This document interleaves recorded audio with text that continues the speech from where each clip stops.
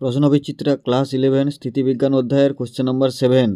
চিত্রানুযায়ী capital আর ব্যাসার্ধের একটি সুষম ঘনত্ব বিশিষ্ট গোলকের মধ্যে ক্যাপিটাল R/2 ব্যাসার্ধের একটি গোলাকার ছিদ্র রয়েছে।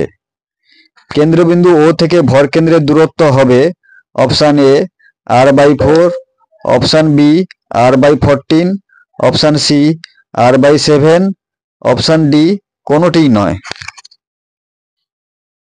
গোলকের ব্যাসার্ধ ক্যাপিটাল আর, অতএব গোলকের আয়তন 4/3πr³।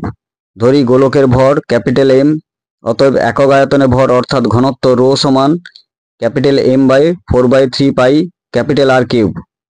কেটে নেওয়া গোলকের ব্যাসার্ধ R/2, অতএব কেটে নেওয়া গোলকের আয়তন হবে 4/3πr/2³ সমান 1/8 × 4/3πr³।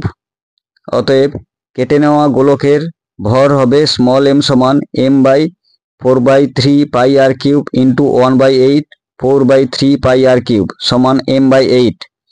গোলকের অবশিষ্ট অংশের ভর হবে m' m - m/8 সমান 7m/8।